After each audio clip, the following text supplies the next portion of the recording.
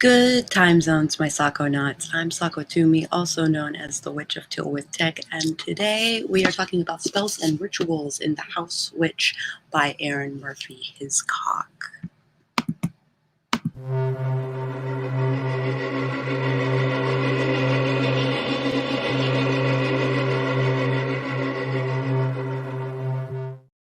Take a moment to say hello to Jenny and Kat. So lovely to see you both. Do we want to do the ritual this morning? It is a Sunday. Or do we want to reserve that for the week?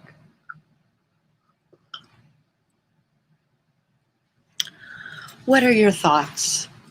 Grounding ritual this morning or grounding ritual tomorrow? I mean, it's the same ritual.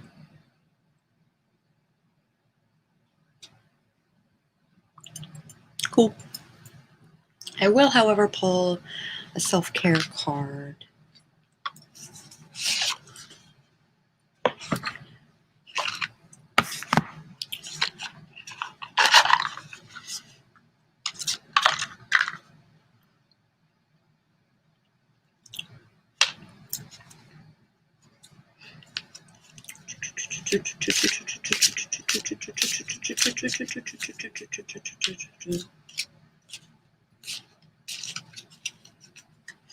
Hiya, Nicole. Good to see you.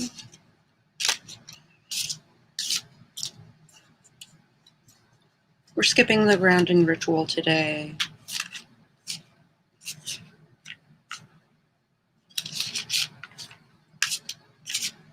I've been up a long time. So, all right, let's see what's up. The 10 of Wands. Can't see the forest through all the trees. Let's see what's up.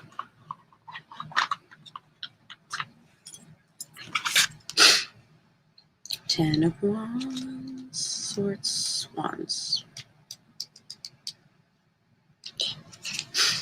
Through persistence, late nights, and hard work, you have achieved your accomplishments. Ooh, a 100-day journal. Whoop, whoop. Very cool, Jenny. Now that you've built your creative baby, this is about maintaining it and allowing it to grow. With this new venture comes a set of new obligations. You may feel burdened by the responsibility and think that you have to do it all on your own.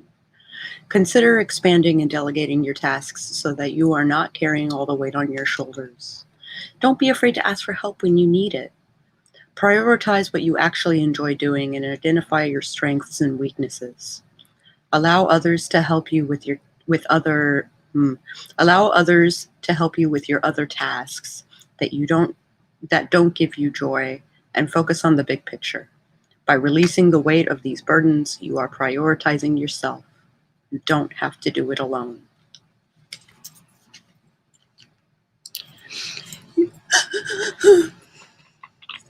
You don't have to do it alone. Blood, sweat, and tears.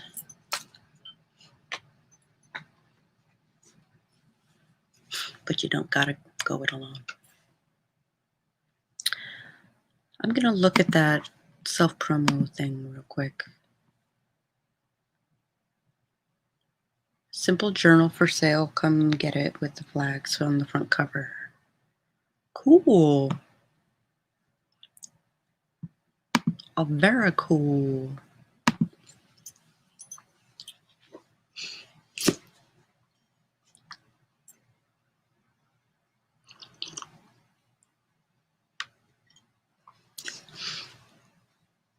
We are almost done with this book. Check this out. We might finish it today or tomorrow.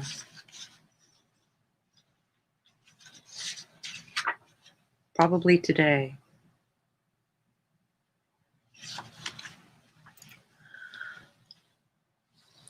It's a great journal.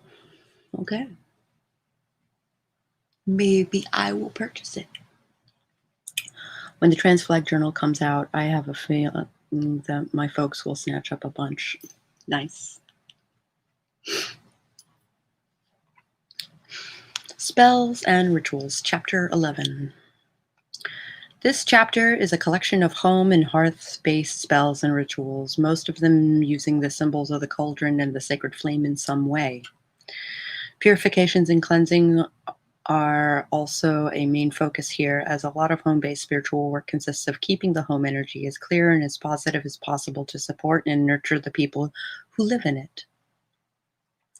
Remember, in the context of Hearthcraft, the word ritual simply means something set apart as conscious spiritual work and done with mindfulness. Nothing complicated or confusing. While they're presented simply here, you can make these rituals as formal as you like.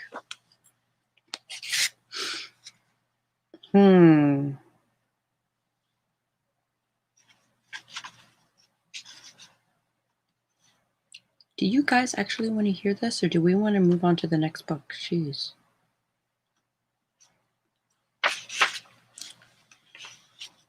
Because most of this we've already talked about earlier in the book.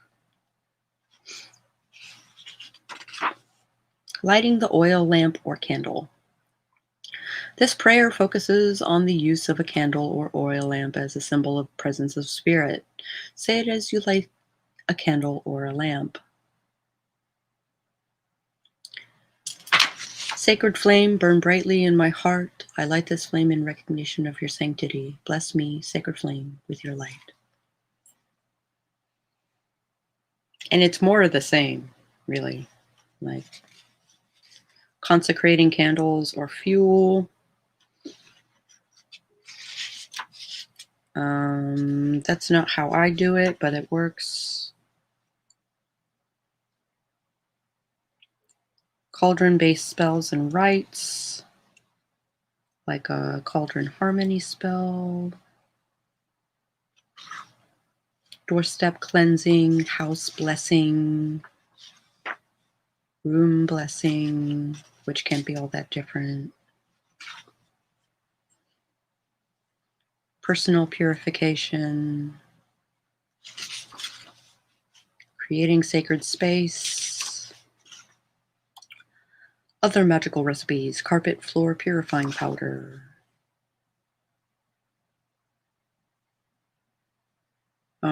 baking soda and herbs, oil blends, like hearth oil. This is a blend designed to represent the energy of an idealized hearth. It contains cinnamon, which can irritate, so be careful when blending it. It's mostly, let's see, cinnamon, sandalwood, lavender, jasmine, rose, frankincense, pine, and some kind of carrier oil, like olive oil or something.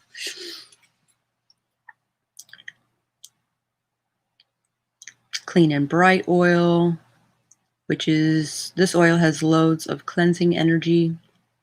So add a few drops to wash water when you're mopping the floor or on a damp cloth when you wipe down counters. Purification oil, blessing oil, sealing oil. Use this to close off and protect areas or items. It's also used in the threshold protection ritual in Chapter 7. Postscript. Okay. Several times as I was writing this book, my thoughts moved faster than my fingers, and as a result, hearth fire very often came out as heart fire. I wonder at times if my subconscious was trying to tell me something. Hi, Raven. Lovely to see you. I think we're polishing up this book. At its core, Hearthcraft is about honoring the home as a spiritual entity and a sacred place. The tips and techniques discussed in this book aren't what make a hearth sacred, it's how you live in a home that defines its sanctity, its ongoing life as a positive spiritual influence on those who live in it and visit it. At the end, in the end, your home-based spirituality is what you make of it. I hope this book has helped you explore how you think of your home as a sacred place and has given you some ideas. It's by no means limited to what's in these pages either. Everyone's perception of the sacred is different, just as everyone's homes and practices are different. We seek and find sanctity and blessing in many different places. I wish you peace and joy on your path. Appendix. Bibliography, index, end of book. So that was The House Witch by Erin Murphy Hiscock. I did not realize we were so close to the end. Otherwise, I would have titled this something different. I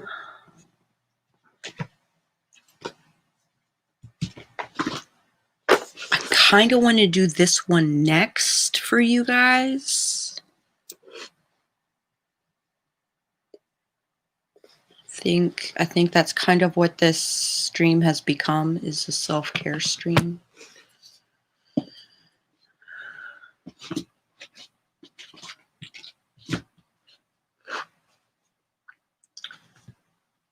I have the Psychic Witch as well, but I think that's heavier duty. I think it might be this one. What do you guys think? Magical ways to pamper, soothe, and care for your body and spirit.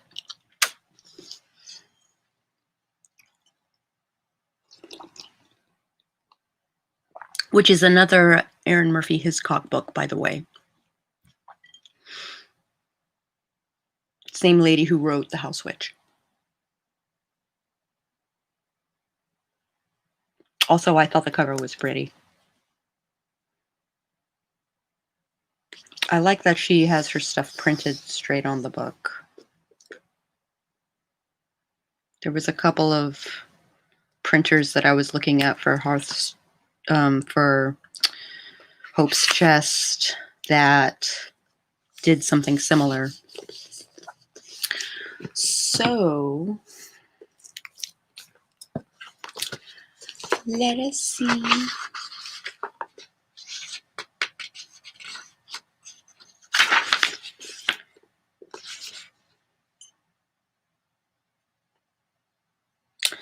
So, the contents. Do I ever go into the contents? I don't know that I do. There's only 5 chapters. Self-care and chapter 1 is self-care and magic. A very Erin Winter. I know, right? It took about a month to go through House Witch, right? About that.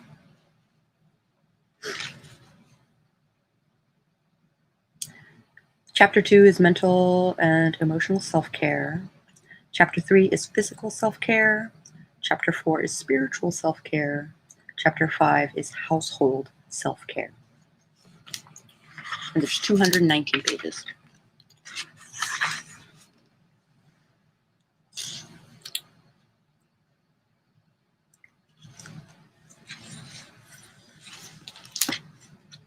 I don't know that I've ever seen you go through that table of contents, but I also don't know that I've ever caught at the beginning of the book. That's true. You can also follow up with the Green Witch just in time for planting season. Oh, that's a good call.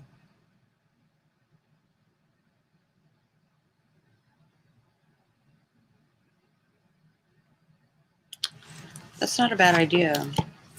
We'll take care of ourselves in the winter and then we'll plant stuff in the spring. Hi, Spence. We wrapped up The House Witch.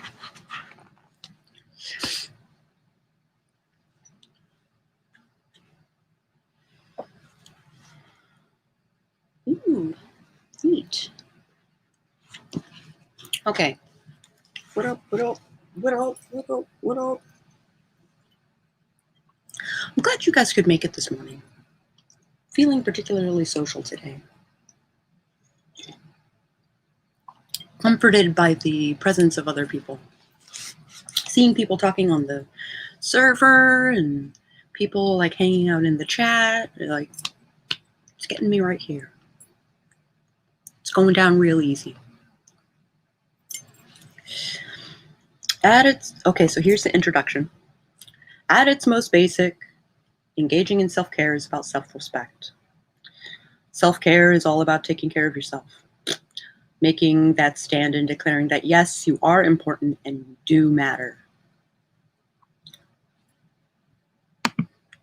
I think I'm coming down with a cold, or that one day I had the heater on triggered a sinus infection. I'll do a health thing for you. I gotta do a health thing for my mom too. We need a diagnosis.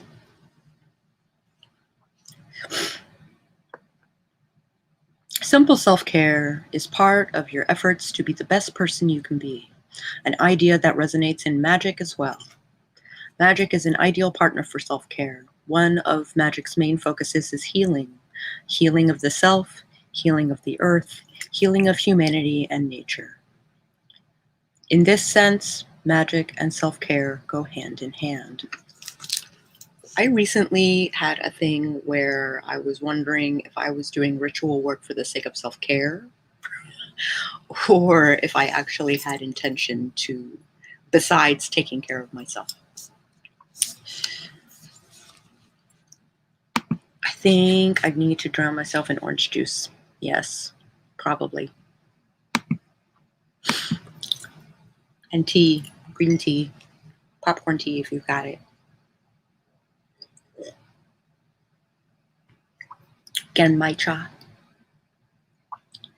Literally drowning yourself would definitely alleviate the symptoms.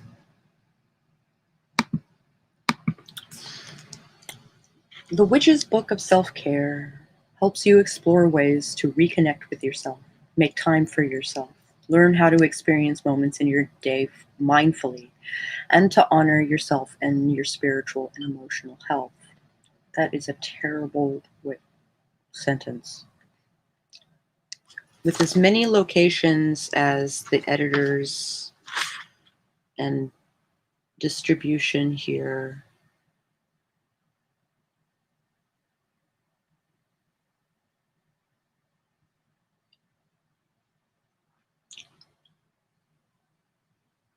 interior images, huh?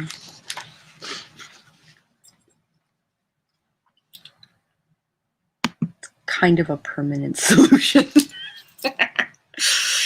That's hilarious.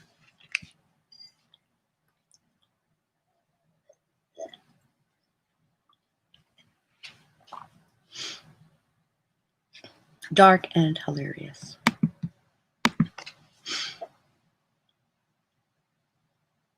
Through magical self-care, you will call upon the energies of natural objects such as herbs, stones, and the elements to care for yourself spiritually.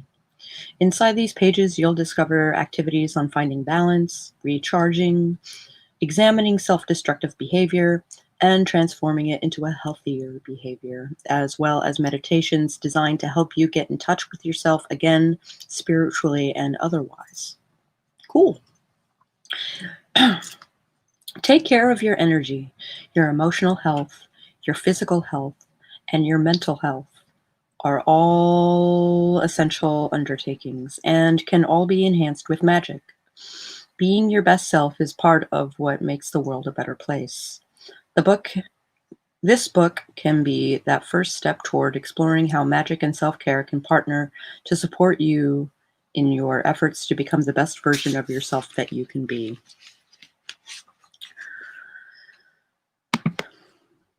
I mean, never feeling goo from my sinuses sliding down the back of my throat again sounds pretty appealing today.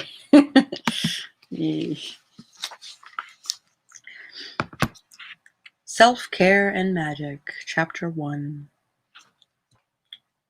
It's kind of pretty. Got color and stuff.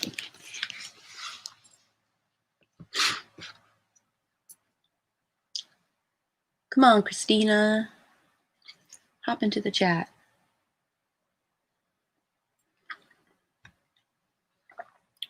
Self-care is a buzzword these days.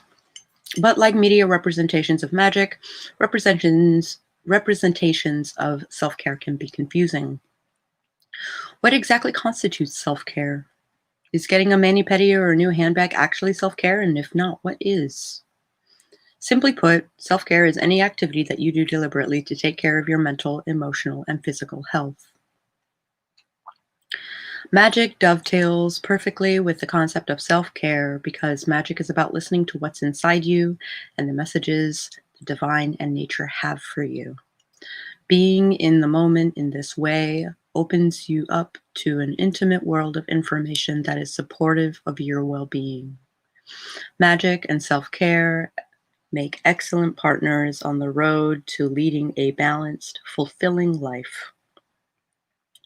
This chapter will explore not only what self-care is and some of the damaging self-care stereotypes.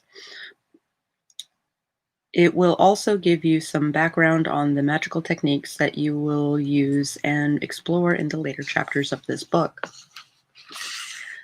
The goals of self-care.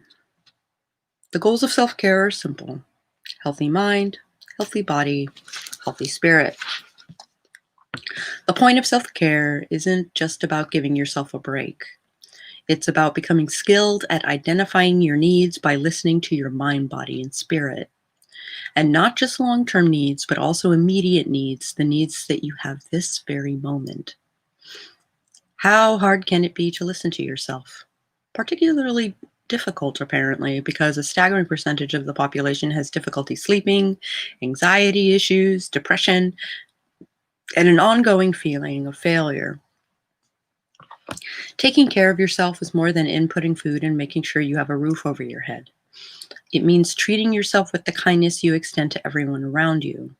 It means supporting yourself the way you support people who are dear to you. Women in particular struggle with this self-care issue, although it's not a woman-exclusive problem. Women are socialized to care for people around them by denying or minimizing their own needs. This leads to an erasure of self-worth and a constant putting off of rejuvenation or addressing the woman's own needs for support and nurturing. This in turn can lead to anger and resentment. And it specifies women, but I kind of agree with the idea that it is not a woman-exclusive problem. I think anybody put in that position would experience such things. Self-care means considering yourself a worthwhile person and presenting yourself as a valuable, capable, and deserving. In other words, self-care seeks to redress an imbalance that develops when you don't take proper care of yourself, whether by attention or by choice. Self-care also doesn't have to involve big, splashy undertakings. In fact, it works better if you do it in regular small doses because it helps keep you from reaching a level where you are in desperate need of something big to make an impact on how you feel. This sort of incremental self-care is also beneficial because small gestures don't take a lot of time, so there is less of a sense of stealing time from other responsibilities or other people. It can help avoid the sense of selfishness that sometimes accompanies self-care activities. Often, selfishness is at the root of self-care stereotypes. Magical work is excellently poised to fight this feeling because it generally works on an unseen inner level where others cannot judge. Magic as self-care. One of the magic's main focuses is healing. Healing of the self, healing of the earth, healing of humanity and nature. In this sense, magic and self-care go hand in hand. Self-care is a way to, I thought she worded all of that very specifically in the introduction. Self-care is a way to maintain your health, heal your spirit, and maintain or optimize your emotional, mental, and physical health. Magic helps with self-empowerment and exerting control over your life, encouraging a focus on yourself as the best person you can be. These are all things that resonate well with the general goal of self-care. The practice of magic seeks to establish or balance connection between an individual and the environment. If a spiritual aspect is added, then magic also seeks to balance or maintain the connection between the individual and the divine.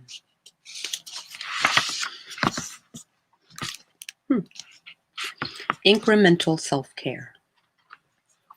There's a tendency for people to say, oh, just exercise, your depression will vanish, or take up yoga and you'll be a much better person spiritually.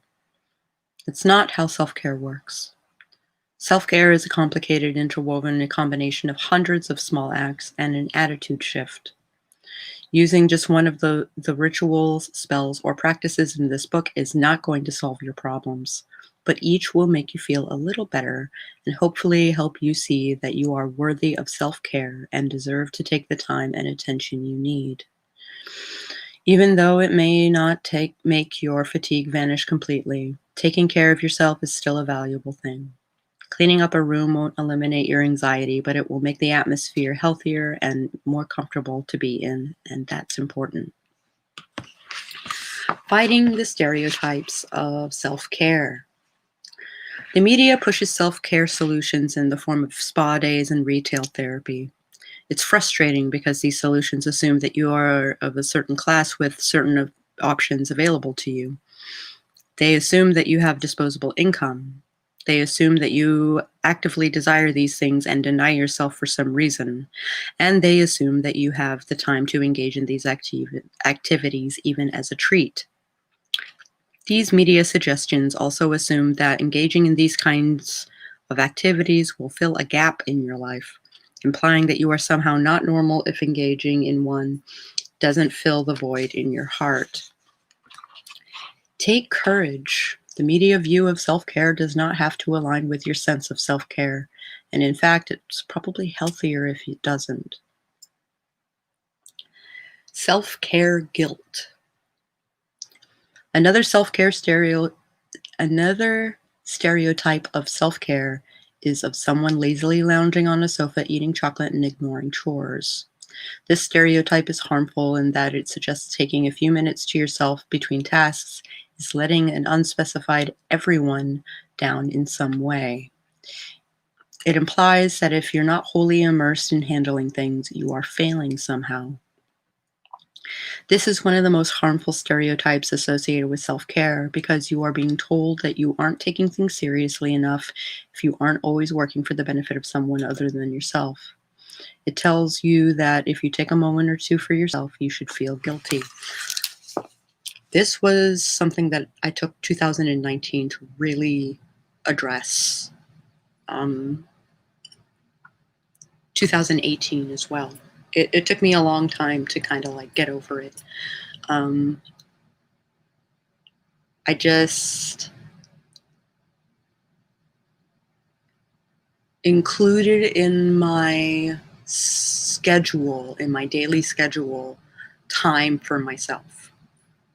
And that doesn't mean working on something else. That means, and I have a really bad habit of doing that and burning myself out early in the week. It means taking time, like these coffee hours, for instance. I find them refueling. I find them like reading. I would be reading these for an hour a day anyway.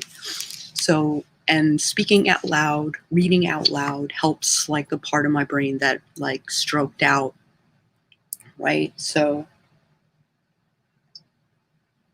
in like 2017.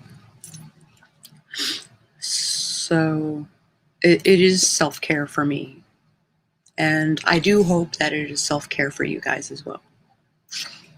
That maybe you guys actually enjoy listening to me read a book. While it can be therapeutic to put something off, procrastination or ignoring a problem isn't self-care. In fact, it's the opposite. Ignoring a problem just makes it more of a problem. Self-care involves scheduling things so that they don't reach problem status, and includes being kind to your future self by not leaving her a mess to handle. It's okay if you don't do the dishes before you do the thing you love to do. I discovered recently, actually, that if I just do the dishes, and it's not a lot of dishes, if I just do the dishes before I go out for my after dinner cigarette, it's out of the way. It's done. Future Sako can enjoy her cigarette, and she can play video games, and she doesn't have to worry about staying up until 11:30 at night and then doing the dishes and then going to bed. I don't like leaving dishes out overnight because I grew up in a house full of cockroaches, so I try and clean up before I go to bed.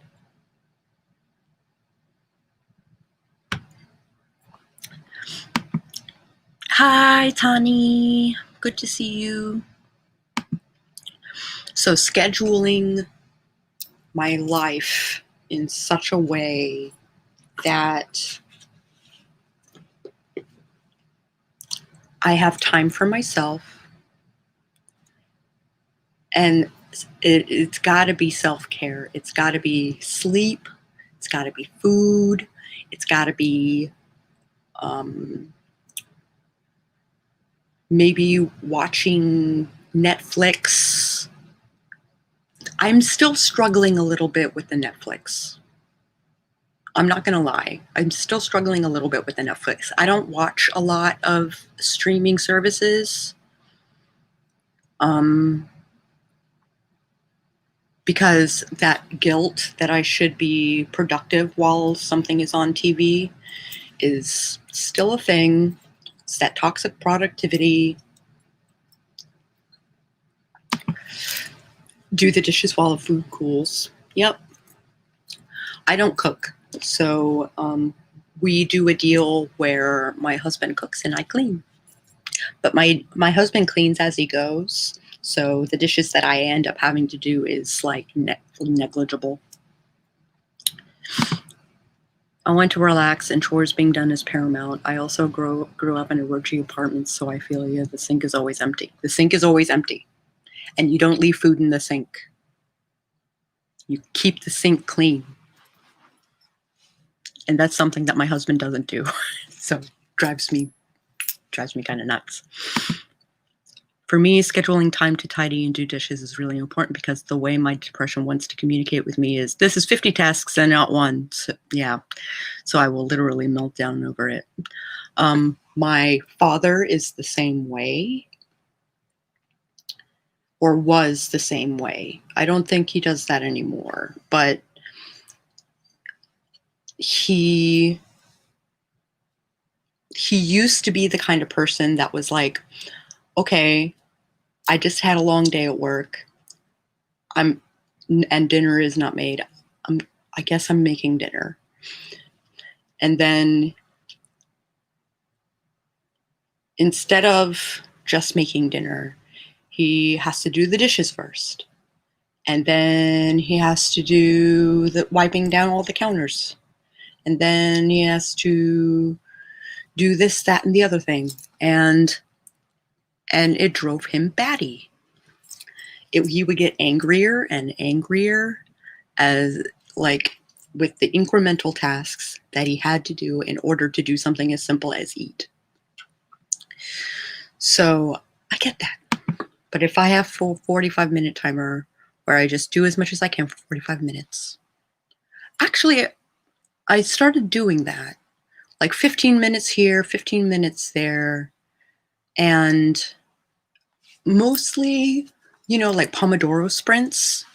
I got in the habit in 2019 of doing Pomodoro sprints while I was working.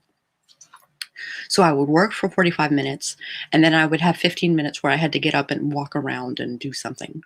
So Usually I was doing laundry, or I'd tidy up, or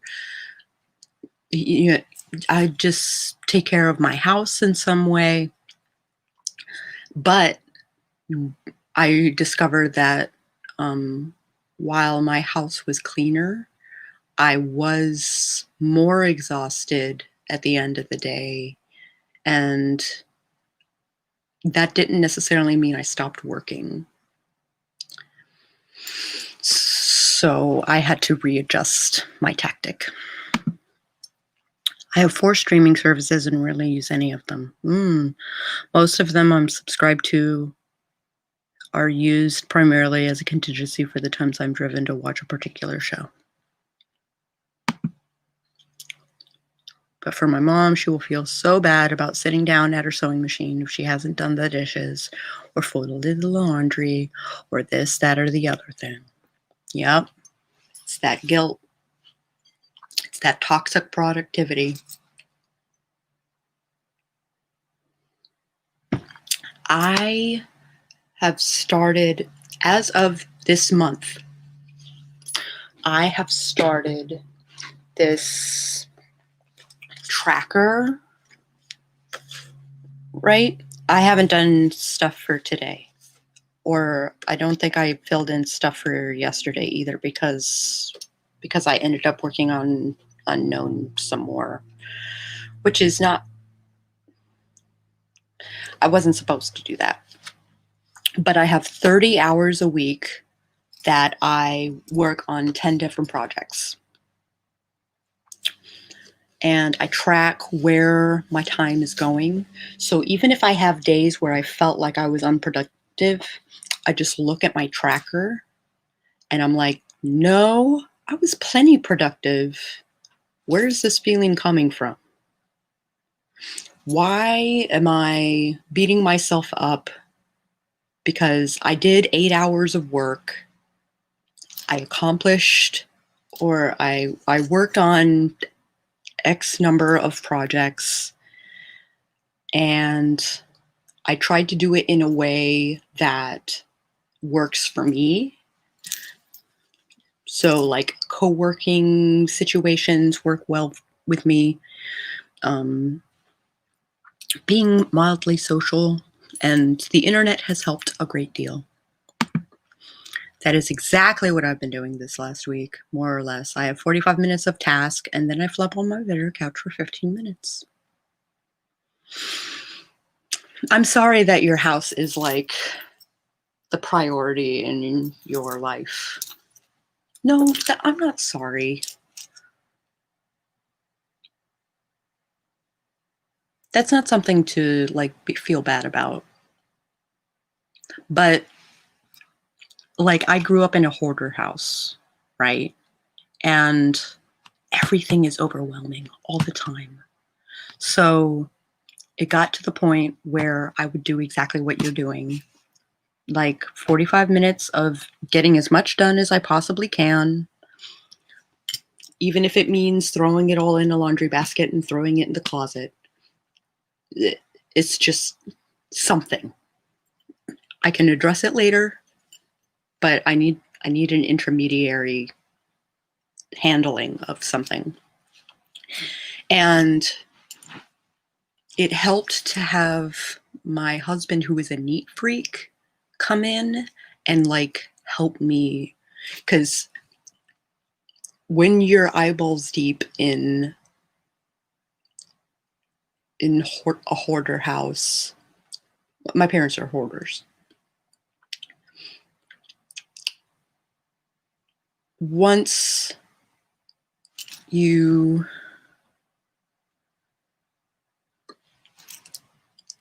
are overwhelmed by that, parsing it apart and knowing where to start and knowing when to stop and all of that is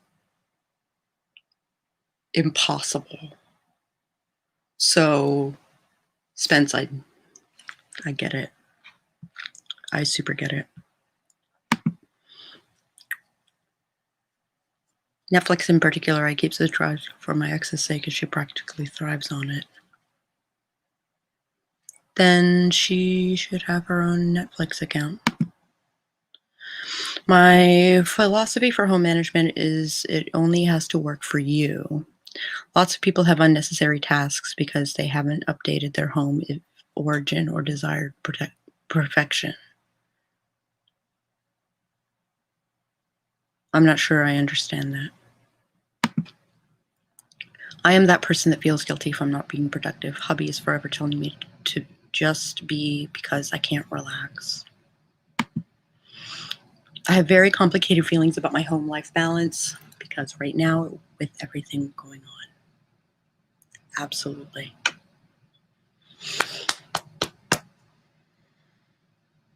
I feel you, Spence.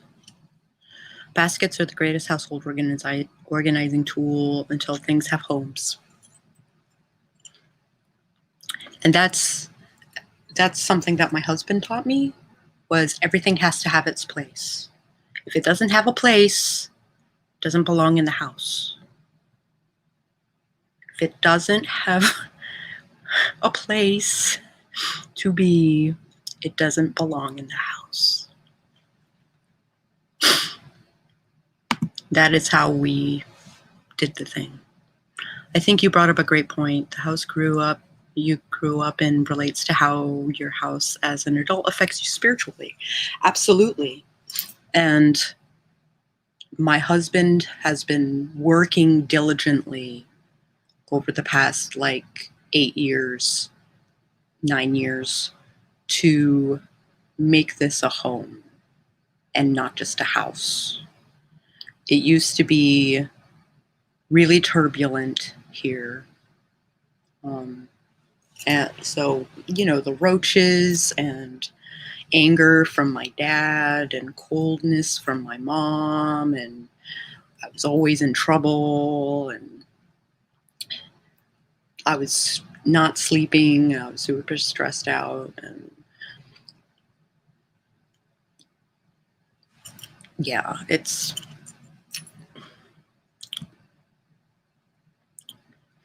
so now I'm trying. When I moved out of my parents' house and I got my own apartment, I valued clean, I valued quiet, I valued being able to just sleep with the door open. I wouldn't dare do that here, but I could do that in my old neighborhood. There was just the idea, especially while it was raining, it was so nice. Living by myself was the goddamn best. But don't get me wrong, living with my husband is amazing. He handles a lot, especially if I lax in handling things. Hoarding is an issue with me too. Generational cycles, especially if they're veterans, I learned. Because of military weight allowance, once my parents moved, so we culled all of our belongings every year, because every year we were moving to a new location, to a new base, whatever. And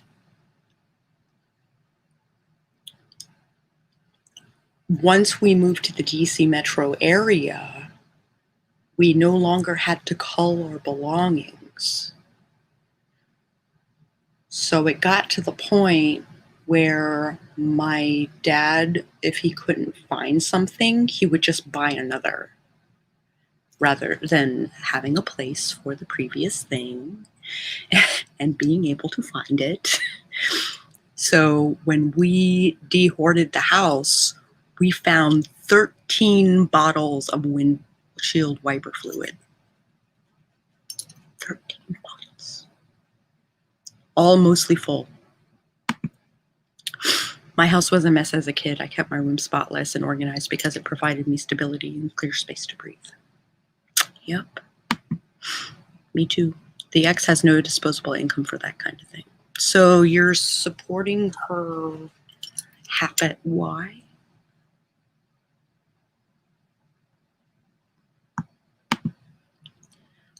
Often we don't update from our parents' home management or only rely on what we've been exposed to. If it wasn't for my husband, I would probably be a hoarder too. Granted, everything looks like a mess right now, but that's because I'm using every single thing in my reach right now. So I try and clean things up when I'm not doing it, but if it's during the workday and stuff, like, it looks like a wreck, but it's organized chaos, I swear. As an adult, Quill Cottage is so much more than a home. Especially when you're doing projects to make it better, like upholstering a chair with awesome fabric. Like, it becomes, it's like a spiritual thing almost, right? Like, upgrading my house, it like makes me want to cry. And it's not a bad cry. It's like upgrading me. It's a reflection of my inner peace and spirit. Yeah. Actively working on that balance has been really interesting. Found some really good positive reinforcement techniques for doing self-care, and balance in the house care is still a work in progress. I understand. Especially if you live with other people that leave a mess in their wake. That is a pain in the ass, and maybe teaching them to clean up after themselves is also important.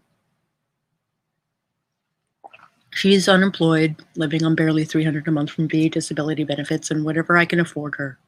So I figure the $15 a month isn't a chore too far.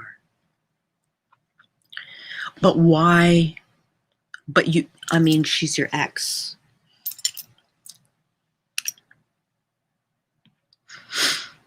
You guys are still best friends? Is that the deal? When I lived in houses that didn't serve me, I didn't sleep well. Yep. Apartments that were on, like, right off base, trying to make them home. I was 16 before I had a couch to sleep on.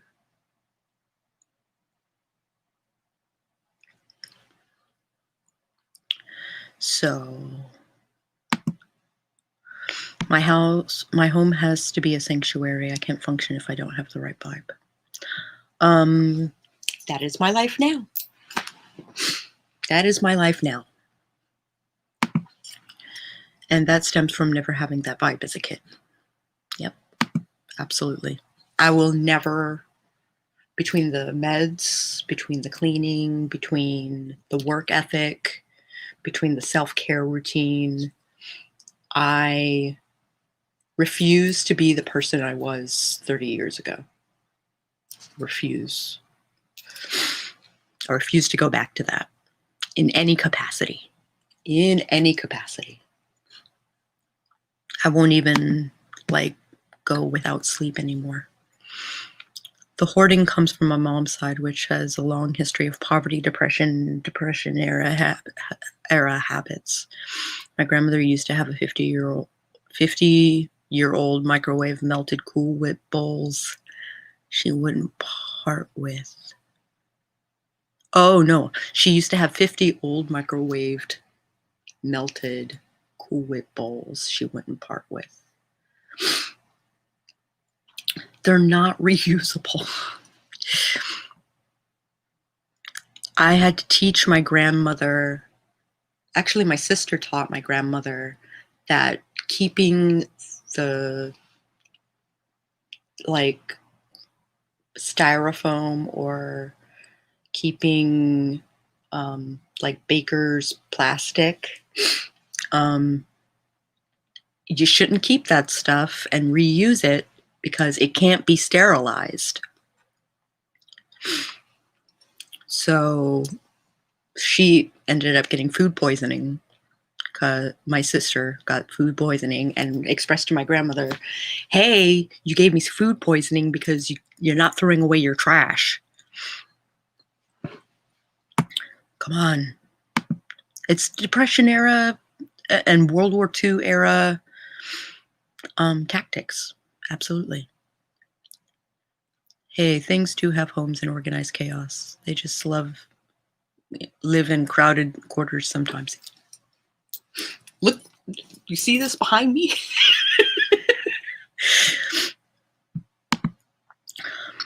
Whenever we'd come by, she wouldn't be home. We'd be taking just bags of stuff to the dumpster. Once we got rid of 3 totes worth of yarn, I adopted a lot of it, and she never noticed. That is how my husband and I have been handling the basement. We went through and got rid of everything that had mold on it, which is a long story in and of itself, but we remedied it. So we had to wait until my mom was in Florida because she wouldn't let anything go, but she didn't notice when a 1981 Achtung emergency roadside kit, which probably the flares probably didn't work anymore. It had triangles in it so that you could go around the vehicle or whatever. And why do we have this?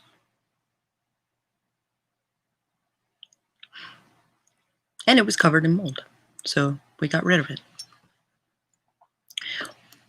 There was no reason to keep it.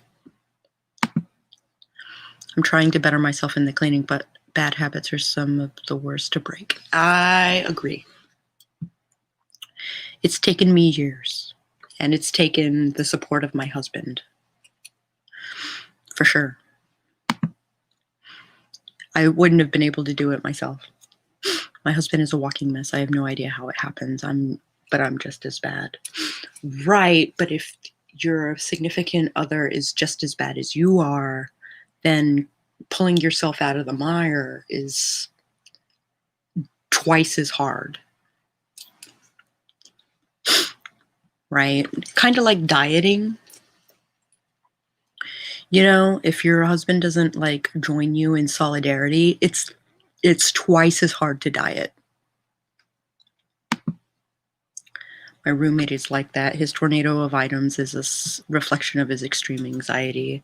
I have corralled him into his own space and respect the kitchen. Good. I hope your kindness doesn't contribute to your own ruin. Here. Kindness still has boundaries. Did I skip a thing? I don't think I did.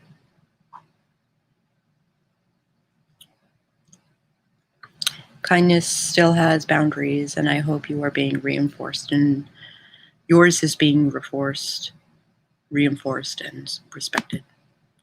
I guess it must be an unusual blessing that my ex, being an ex, isn't somehow a bad word. She's still the mother of my son and was my closest companion for 20 years.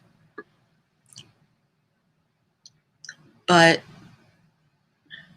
treating her like she's still your best companion, still your closest companion, is sending mixed messages. I was dicked around for 7 years from an ex-fiance. He was still treating me like we were getting married for 7 years. And then when I met Greg, he backed the fuck off. And now we don't talk. I think I talk to his wife more than or at least I hear from her more, she's more active on Facebook. But there's a possibility that Stein blocked me. And I think that's for the better. It's not that we ever disagreed. It's that we have become such different people. And even though we would never work out for the long run, we can't stay away from each other unless we're like away from each other. For instance, I didn't invite him to my wedding because I didn't trust him not to try something. And I didn't trust myself to say no. So, and he had the same policy. Because were I ever to try something with Stein, it would be at his wedding. Don't marry this lady. Come live with me. Can't return the veil once it's removed. I'll never go back either. We aren't exes because we hate each other. We're exes because we didn't belong in a romantic relationship together.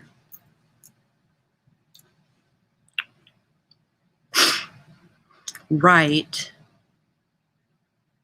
So don't call her your ex. Call her your bestie.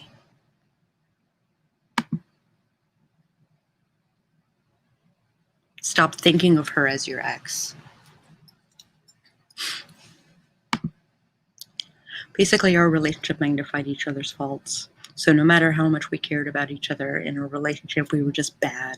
Yeah. Just bringing out the worst in each other. Basements and mold.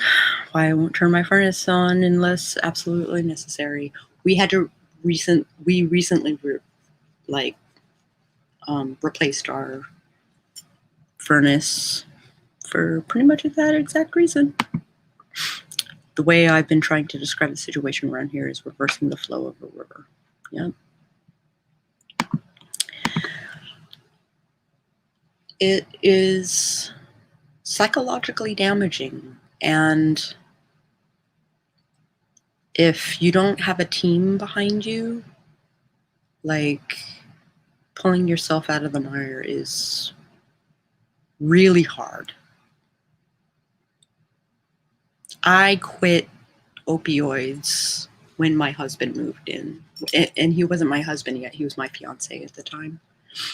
We decided that we should live together when he proposed so that we could give ourselves a trial. And he helped me clear out the space, the very small space where I was living. And he found, well, I pulled out a bottle of hydrocodone that didn't have acetaminophen in it. It was just a syrup. You just drink it. And it was a giant bottle. And I threw it away.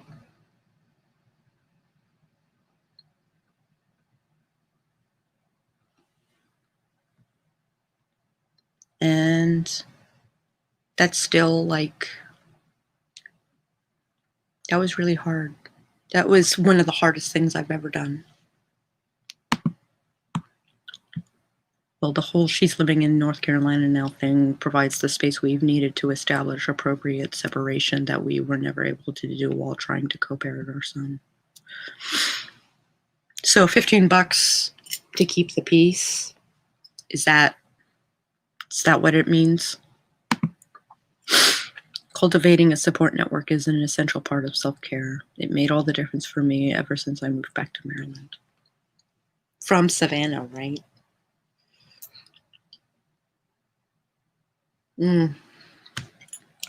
Well, this topic is super important. But we are at the hour mark. So if you liked this video at any point, please hit the like button. If you would like to hear what is in the rest of this book, which we're going to be talking about these topics quite a bit. Oh, Atlanta, of course, Atlanta. Oh, Now that she's essentially grown, she felt more comfortable moving on more concretely than she ever did before. So yeah, mostly help her out of the sense of responsibility than anything else. No, yeah, Atlanta. I would have constantly tabbed into my ex if I stayed there.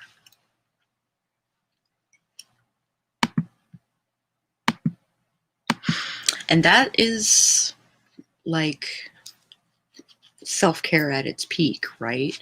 Is being able to cut people that bring out the worst in you, to cut out toxic people, or maybe the person isn't toxic, but maybe he or she brings out a part of you that you are uncomfortable with. I'm sure if I was still going to therapy, my therapist would have a lot to say about the sense of responsibility, but that's enough of that subject, I think.